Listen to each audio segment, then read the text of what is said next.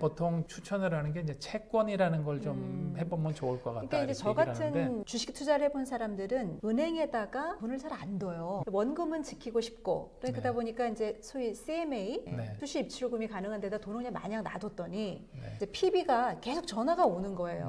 그걸 이렇게 이자도 얼마 안 되는데 그렇게 돈을 놔두냐. 근데 저는 땅을 파고 묻었다 생각하고 있으니까 그냥 놔두셔라라고 얘기를 했는데도 계속 전화가 오더라고요. 그 다음에 이제 권한 게 그 주식 투자가 너무 겁이 나시면 채권 투자를 한번 해보십시오. 그건 굉장히 안전합니다. 그래서 저도 이제 채권을 샀죠. 그런데 그 말이 반은 맞고 반은 틀립니다. 채권이 안전하다. 그런데 채권에 관련된 상품도 엄청나게 위험하게 만들어 놓은 것들이 꽤 많이 있습니다.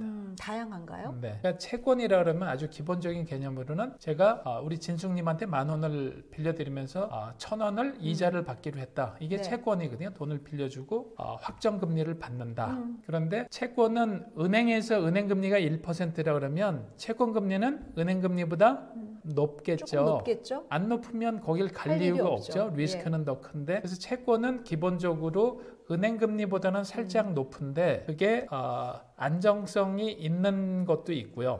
기본적으로는 대한민국 채권, 미국 채권을 산다 그러면은 그게 상당히 안전하겠죠. 국가가 망하지 않으면은 돈을 돌려받을 수 있는 거. 그래서 그 국공채라서 국채도 있고요. 공공기관의 뭐 이런 채권들도 있고 금융기관이 발행하는 채권도 있고 회사채 이런 것들이 있는데 국채가 좀 안전한가요? 그렇죠. 국채는 국가 신용도라는 거는 그 국가에 속해 있는 어떤 데보다도 신용 등급이 높을 수밖에 없으니까는요. 그런데 여기에서 이제 채권은 은행금리보다는 살짝 높고 대신에 확정금리를 받는다 그러면 안전합니다. 1년짜리 국채 뭐 이런 거 잘 없지만 예를 들어서 1년짜리 우리가 뭐 그런 거 하잖아요. 은행 채권을 사서 1년 있으면 10%를 준다. 뭐 몇 퍼센트를 준다 그러면은 1년 동안 들고 있다가 가서 이자하고 원금 주세요 그러면 되는데 만약에 이런 회사가 있으면 회사가 삼성전자가 돈이 필요하다. 그러면 돈을 회사 입장에서 조달하는 방법은 크게 세 가지가 있습니다. 하나는 주주들한테 유상증자라고 해서 주식을 발행해서 돈을 조달하기도 하고 또 하나는 은행 가서 돈을 빌리기도 하고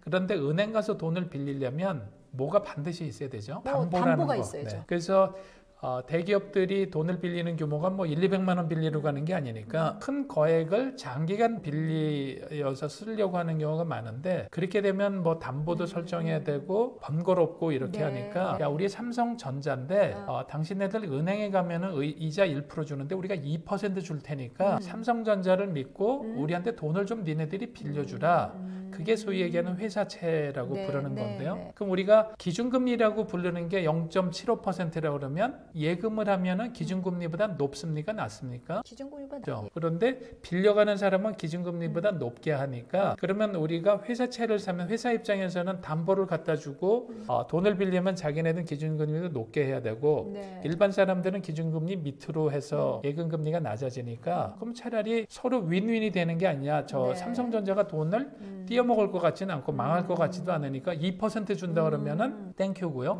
삼성전자 입장에서도 담보를 갖다 주고 빌리면 3%인데 예를 들어서 2%만 준다면 서로 윈윈이 되는데 근데 뭐가 걱정되세요? 만약에 그 회사가 망하면 안정적이어야 되잖아요. 그런데 삼성전자 오케이 믿을만하다 그러면 삼성전자가 아니라 중소기업인데 요새 뭐 아주 안 좋은 소리가 많이 들리는데 50% 이자를 줄 테니까 우리 회사채를 사라. 그렇게 많이요? 이상한데요? 그렇죠. 그럼 안 하시겠죠.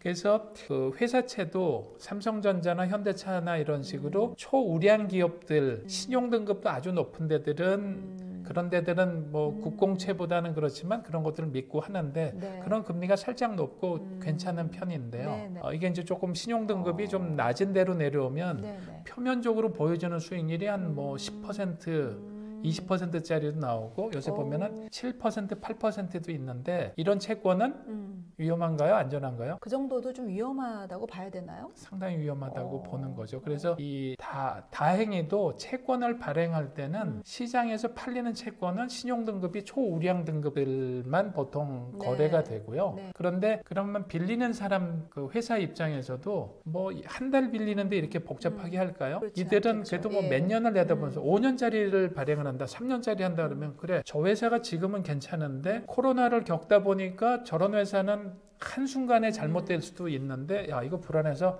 5% 수익 준다는 거가 지금 은행금리에 비해서는 월등히 높지만 네. 이것도 좀 불안하다. 이렇게 할 수도 있는 거죠. 그래서 채권에 대한 공부도 네. 금리하고 리스크, 신용등급 뭐 이런 것들을 좀 보고 판단을 해야 되는데요. 다음번에 이제 시간이 되면 채권도 예. 채권 수익률과 이자율에 따른 변동 어떤 수익을 내는지 네. 그런데 아주 단순한 채권인 경우는 조금 전 같이 되고요. 네. 이거를 파생금융 상품으로 만들어놓으면 또 상당히 또 복잡한 또 게 되기 복잡하고. 때문에 요즘같이 주식시장이 뭐 이렇게 변동이 너무 심하고 주식시장이 이제 약세가 되면 네. 채권 금리도 좀 오르는 것 같더라고요. 네. 그래서 채권에 관심 가지시는 분들이 많이 있거든요. 저 같은 경우도 국채에 처음에는 투자를 했는데 은행 예금보다 조금 높죠. 나은 네. 정도예요. 그러다 보니까 이제 그 다음 단계에서는 이제 뭐 다른 채권을 사는 거죠. 저 같은 경우에는 금융 채권 또 생명보험 채권 이걸 네. 두 개를 샀어요. 네, 근데 그래서 5% 이상이에요. 네, 조금 전에 말씀드린 예. 대로 채권이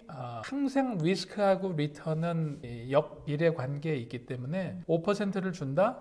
그만큼 리스크가 엄청나게 크다는 얘기죠. 안전한데 5% 준다니 혹한 거죠. 네, 그거는 지난번에 뭐 ELS, DLS랑 뭐 비슷한 얘기가 될 수 있는데요. 네, 네. 구조상 그렇게 만들어서 나올 수가 없는 이런 그러면 저런 얘기 많이 합니다. 그 네. 상품이 그렇다면 안전하면 은행에 누가 갑니까? 어떤 바보가 다 글로 가죠. 모든 사람들이 다 글로 가죠. 네. 그래서 소위 그 경영 경제에 쓰는 말 중에 베스트 프랙티스라는 말이 있습니다. 베스트 프랙티스는 싸고 좋은 것. 네. 가격도 제일 싸고 퀄리티도 세상 최고인 거를 베스트 프랙티스라고 얘기를 할 수 있는데 과연 그런 게 존재한다면 네. 뭐 그 회사 빼놓고 다른 데 다 망할 수밖에 없죠. 그래서 그 금융 상품에서 베스트 프랙티스는 이런 거예요. 뭐 은행으로 따지면 예를 들어서 저기는 예금 금리가 무지하게 높고 대출 금리는 또 아주 낮은데 네. 얼마나 좋은 은행이겠어요? 고객 입장에서 보면. 그러면 은행은 어떻게 되겠습니까? 은행이 이겠죠. 그렇죠. 예금 금리 많이 주고 대출 금리 싸게 하면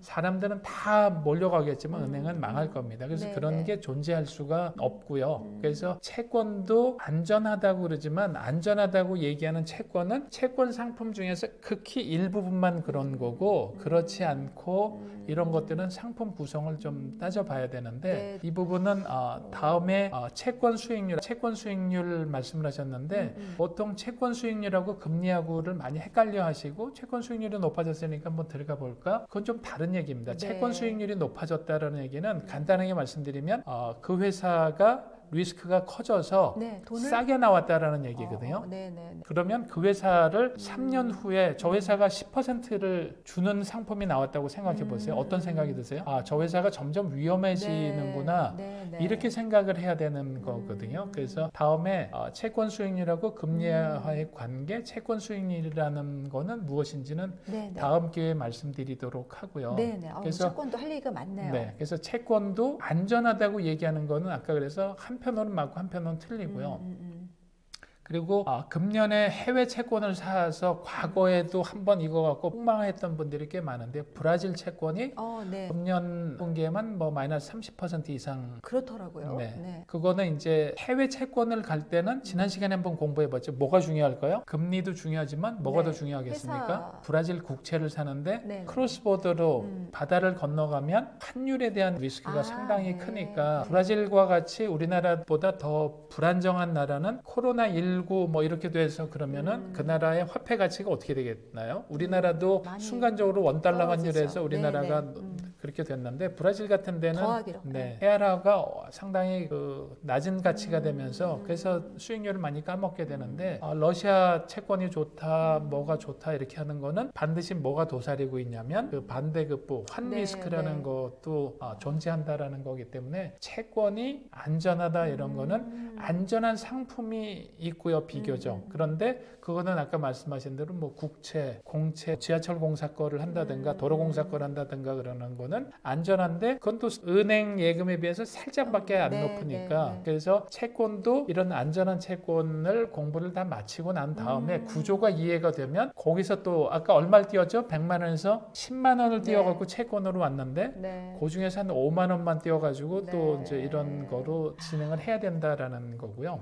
이 포트폴리오를 짠다는 게 쉽지가 않네요. 생각보다는 많이 알아야 되는데 네. 너무 많이 알면 또 할 거는 없는데 그렇지 그렇지만 최소한의 지식은 좀 갖고 있어야 된다라는 거죠. 그래서 예금이 생각보다 나쁜 그 재테크 수단이 아니라는 거고요. 그러면은 자기가 모아놓은 돈의 일부를 떼어서 예금보다는 조금 위험성이 있는데 수익성이 높은 거로 가는데 여기도 상품의 종류가 많으니까 그럼 조금 더 높은 이자율에 도전하려면 조금 더 리스크가 있는데 그 리스크가 무엇인지를 반드시 파악을 해야 되는데 생각보다는 나한테 상품을 추천해 주는 사람들은 얘기를 잘 안 하죠. 네, 대충 네. 하고 뭐 이렇게 좋은 점을 부각시키니까요. 네. 그래서 이제 이게 그 금융소비자보호법으로 보면 불안전 판매에 해당이 되는데 이거를 이렇게 뭐 끝까지 뭐 누가 잘했다 못했다 이런 거가 없고 어쨌거나 본인이 사인들을 다 많이 하다 보니까 네, 그런 네. 문제가 좀 생길 수밖에는 없어서 채권도 그런 부분을 좀 유심히 봐야 된다라고 생각이 네. 되고요.